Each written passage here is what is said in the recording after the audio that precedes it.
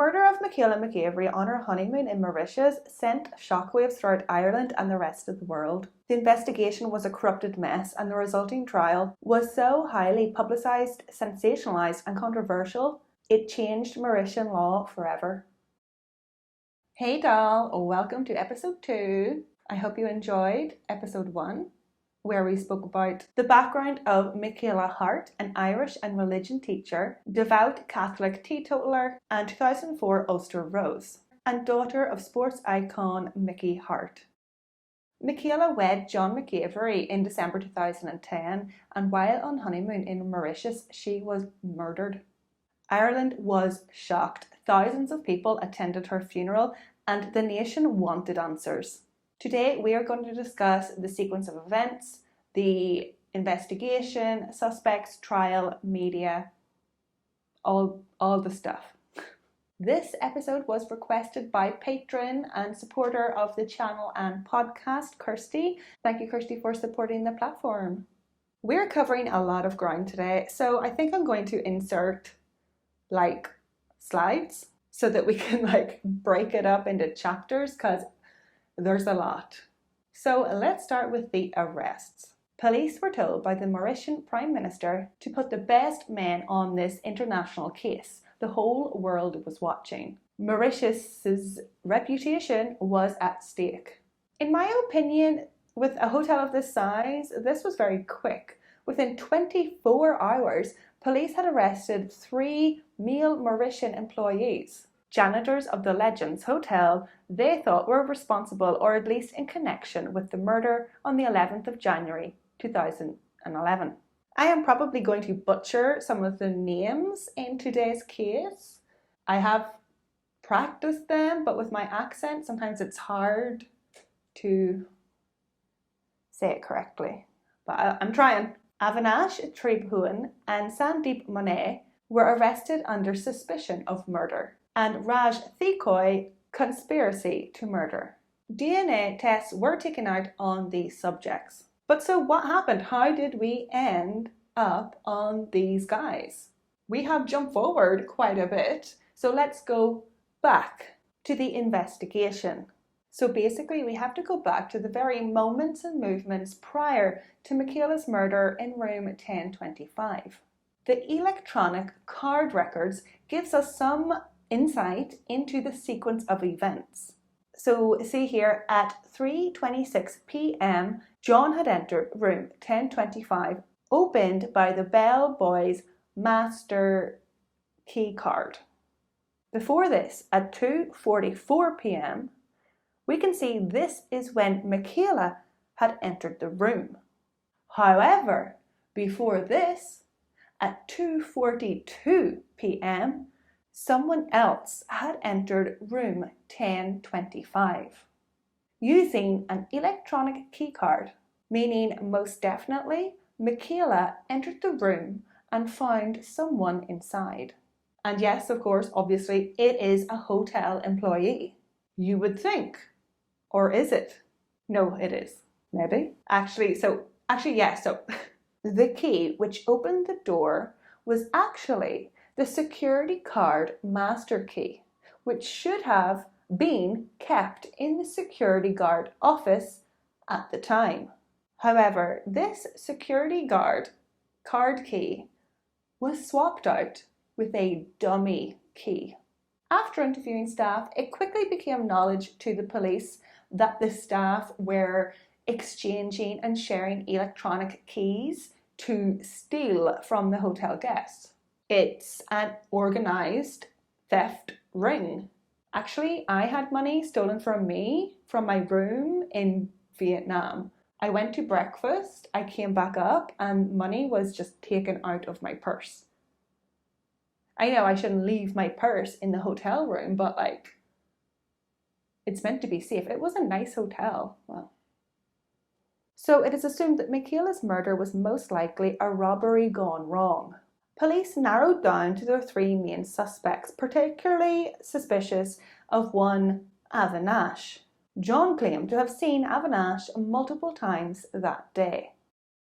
So now we're on to Raj's eyewitness account. After some pressure, quote unquote, Raj said that on the day of the murder, he seen Avinash's cleaning trolley outside room 1025.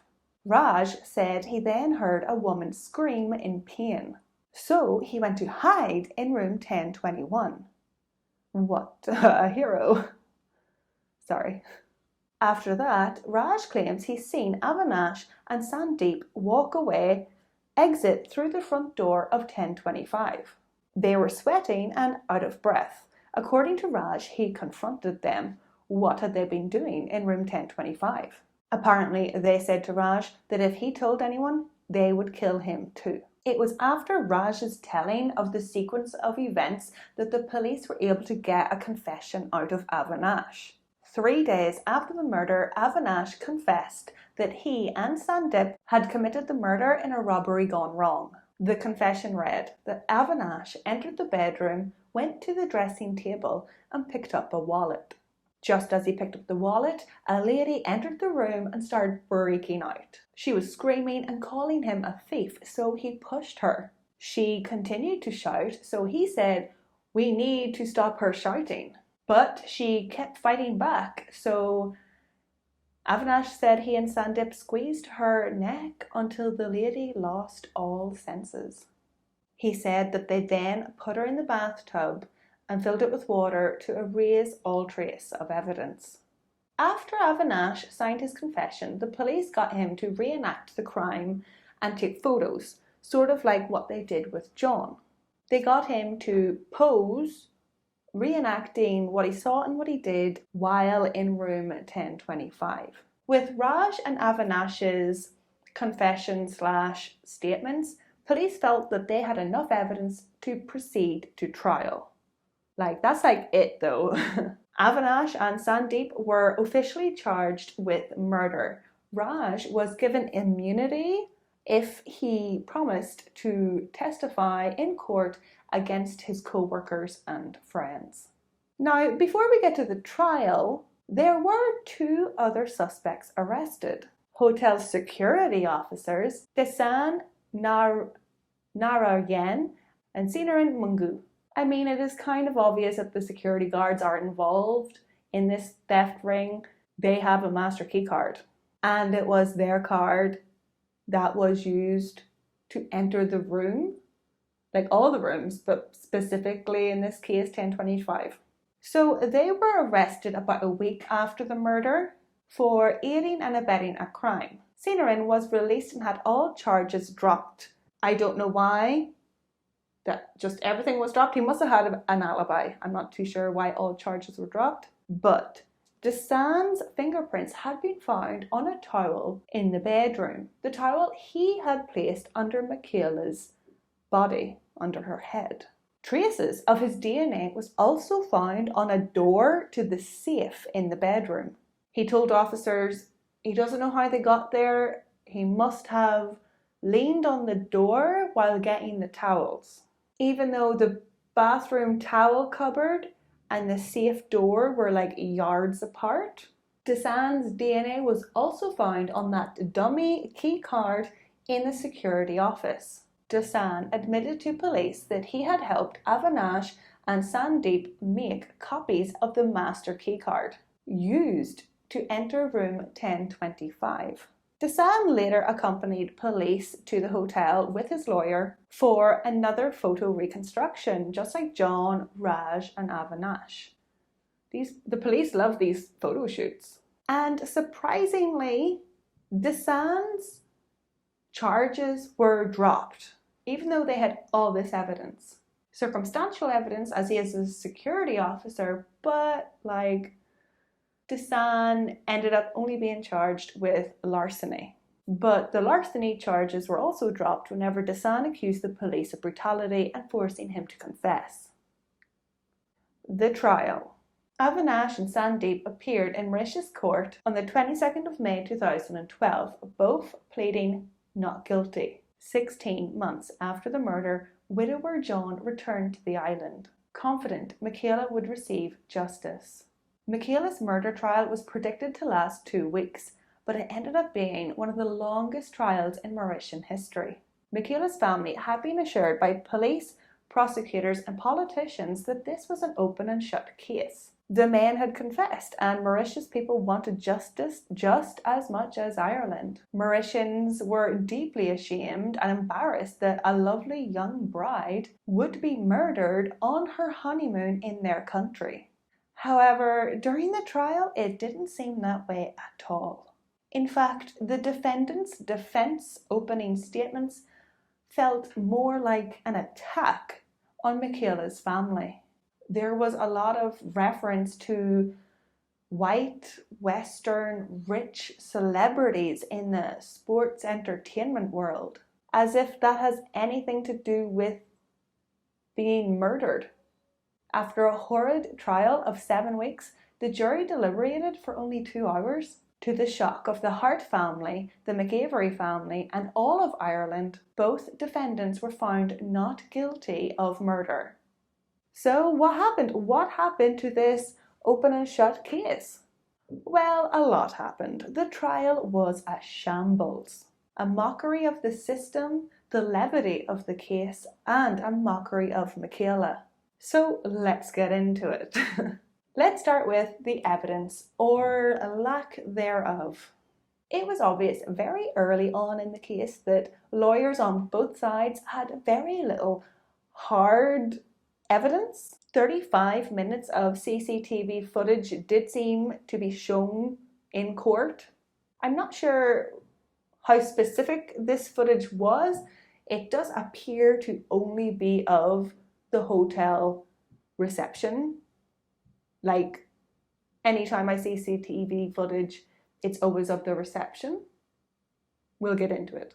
John did testify that he's seen Avinash multiple times on the day of his wife's murder, but is this enough? Is this even evidence? He works there.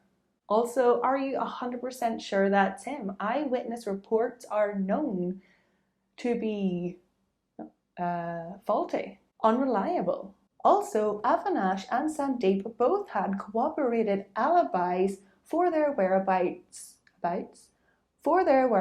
during the time of the murder. Also, the DNA evidence, which was sent to a lab in England, it was tested and the two men's DNA was not found anywhere in the room or anywhere on Michaela. Not on the front door, handles, windows, nothing. And remember, this was supposed to be a robbery gone wrong. Their fingerprints and DNA should be all over the place. And there was fingerprints and palm prints found in the room and on the doors. The man or man fled quickly. They didn't have time to clean up a crime scene. But these fingerprints and palm prints didn't match Avinash and Sandeep. However, you could argue it is a hotel room that could be anybody's, but it wasn't theirs. This case is basically, if Avinash and Sandeep committed this murder in this room, their DNA evidence, fingerprints and palm prints would have been found. Also, in this trial, not entered into evidence was the wallet. In Avinash's confession, he stated that he entered the room and picked up a wallet, and that was when Michaela entered the room, while he was holding the wallet, and she started screaming. This wallet was not dusted for fingerprints or tested for DNA. No. It was given back to John the very next day. Now, is this incompetence or is this conspiracy? Can you hear upstairs? What the hell are they doing?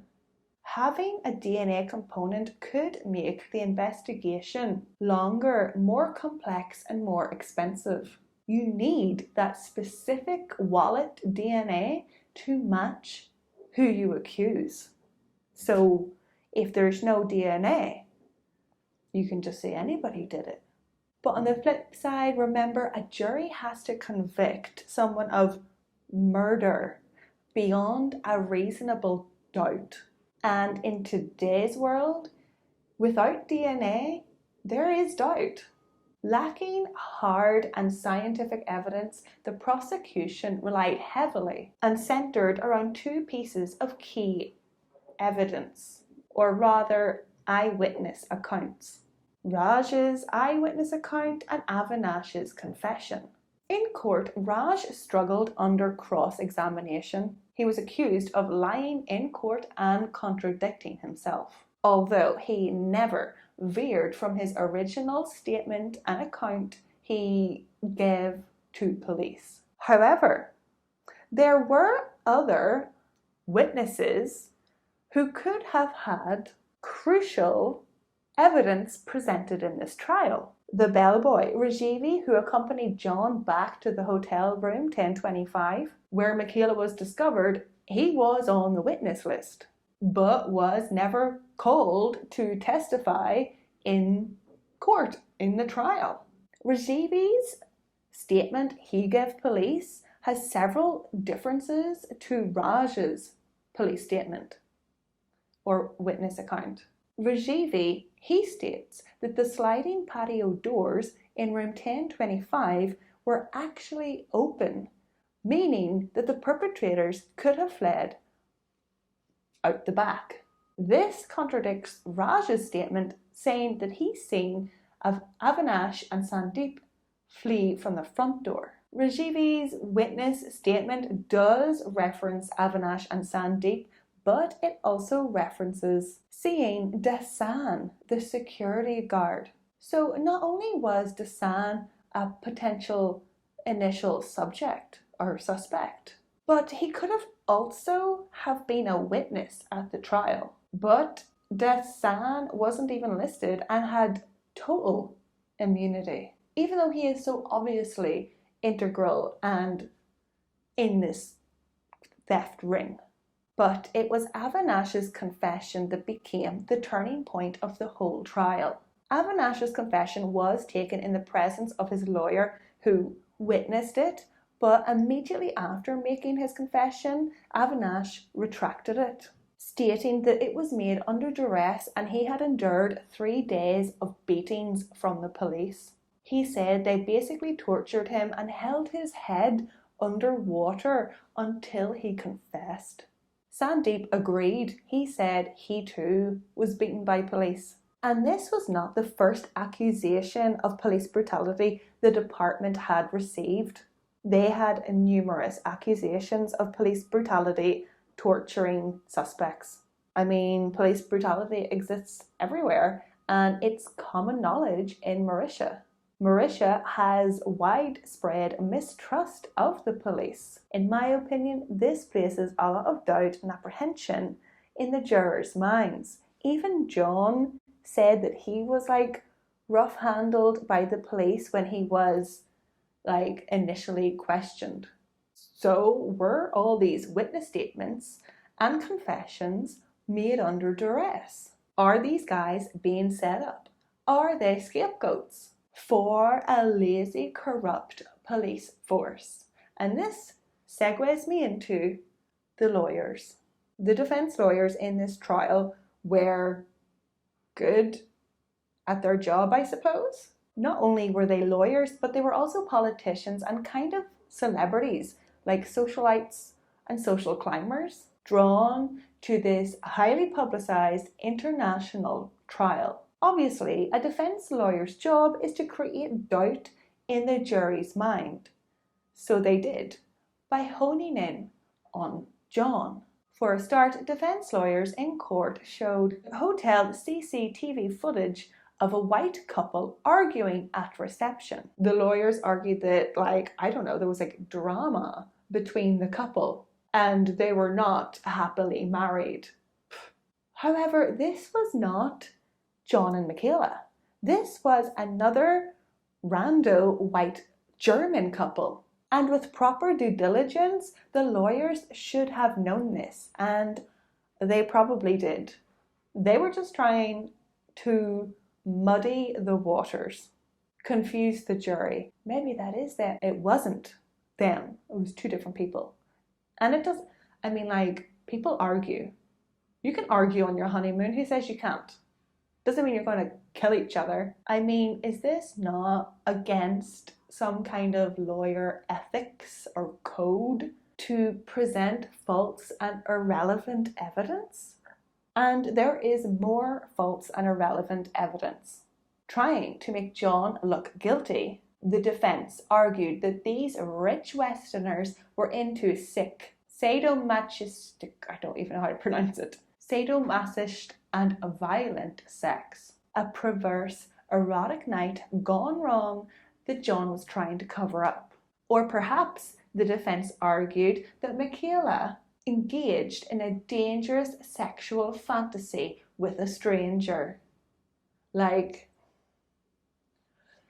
it's so rude, it's so no scruples. Defense lawyers entered into evidence a sex manual. The jury and court laughed and sniggered at these disgusting Westerners. However, later, this sex manual turned out to be a small pamphlet insert inside the Cosmopolitan magazine that Michaela had bought at the airport. Yeah.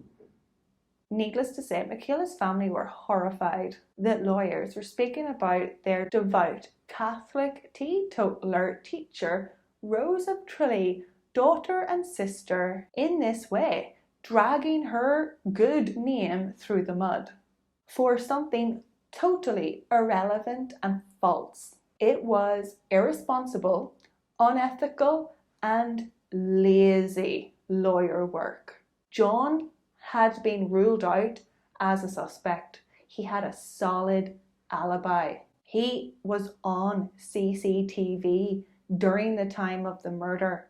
A master key card was used to enter the room 2 minutes before Michaela's murder. Why did the lawyers not look for another potential suspect? Why John? Lazy. They could have easily defended Avinash and Sandeep without ridiculing the victims in this case. Anyway, I'm angry. I'm angry.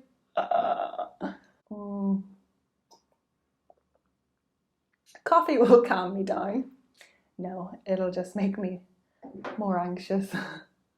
Defense lawyers argued that Avinash's confession and reenactment photos was characterized as the product of brutality, torture, and manipulation, using poor, lower-class villagers as scapegoats, something that police hadn't much experience doing, so they didn't have to do their jobs properly and could sweep a botched investigation under the rug. And it seems the defense were spot on here. So the police blunders. At the trial, defense highlighted the enormous blunders police made. For example, not cordoning off the room for ages, not locking down the large hotel, and not interviewing all staff and guests. Only a small proportion of guests were actually interviewed, and many staying at the hotel didn't even realize there had been a murder. And it is important to interview the guests because it is completely possible that there was a violent offender or burglar staying at the hotel as a guest. Perhaps they got hold of the security key. Also, it might not have even been somebody staying or working at the hotel. The hotel has open grounds, meaning that locals were free to just wander in and out. Another travesty blunder pointed out by lawyers was that police had collected hours upon hours of CCTV footage that was covering the crucial period when Michaela was murdered. Technicians apparently offered to show the cops how to use these tapes, these CCTV tapes, and police were like, oh no, we don't need your help. The technicians were snubbed. And as the police were watching the tapes, watching these recordings, they accidentally wiped over all the evidence. They deleted the CCTV. They wiped the original footage. So stupid. Oh my god. What morons. So incompetent. Again, is it incompetence or is it conspiracy? I think incompetence. A botched investigation by an incompetent, corrupt, brutal police force who were working under pressure from the Prime Minister to expedite the case. The Prime Minister of Mauritius was very vocal during this very highly publicised international case and trial. He and the President even spoke about a possible death penalty, which of course, if we go back to the trial, for the jurors, this really ups the ante.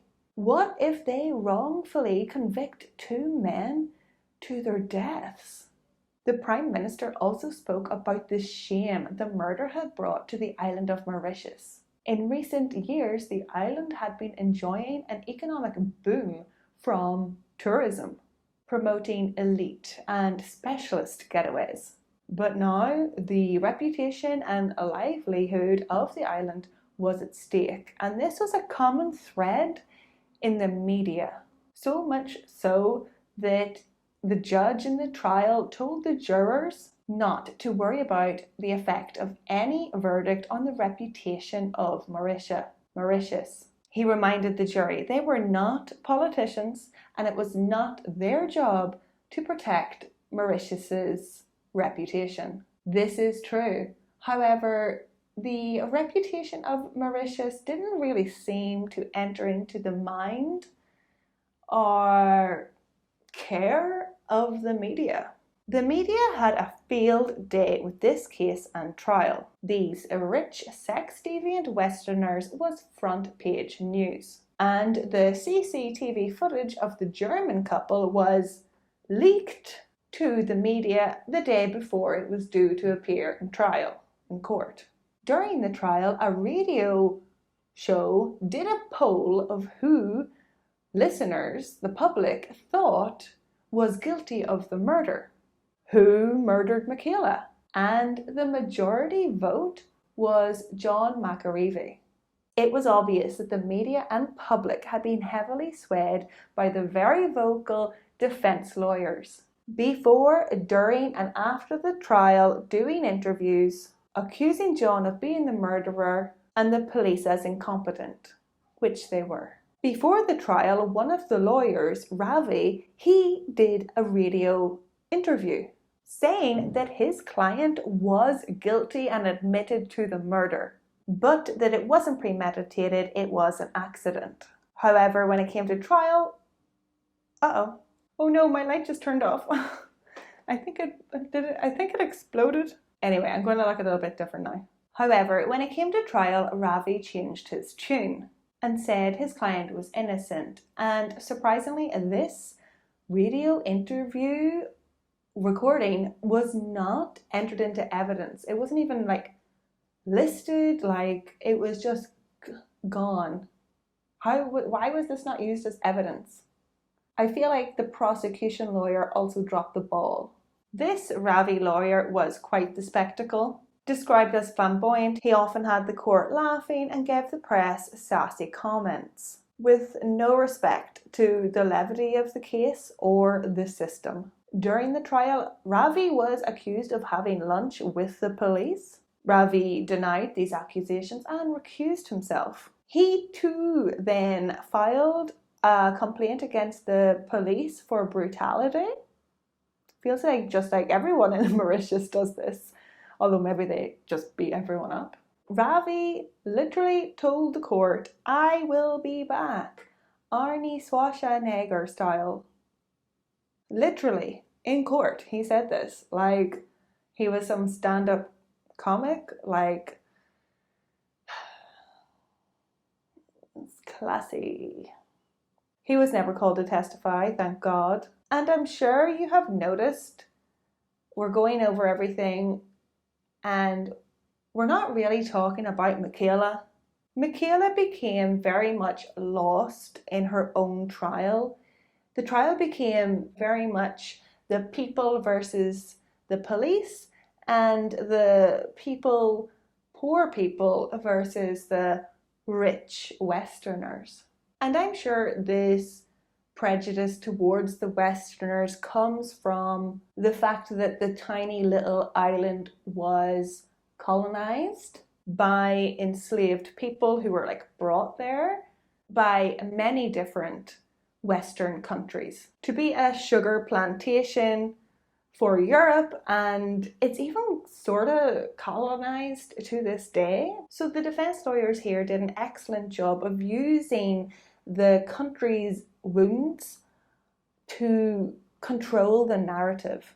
As you can see here, the front page of this newspaper shows a rejoiceful, celebratory family as they learn their father and husband has not been found guilty of murder and will not be taken away from them. And I guess it is a little weird the way the media is celebrating instead of going back to the murder of like, oh, who killed Michaela? It was very much seen as like a win. I mean, were the Mauritian people not worried that there was a murderer on the loose? But then they do think that the killer, they do think the husband did it. They think it is John, I suppose. And we will abruptly end part 2 here, because there's nowhere else to end it. But there is more. Are these men telling the truth? What are the opinions of Michaela's family? And when will I get to the sectarianism? More drama to come. Please subscribe if you want to see part 3. And for all my hard work, please give me a like. There was a lot. This was a lot. But it was worth it. Slán.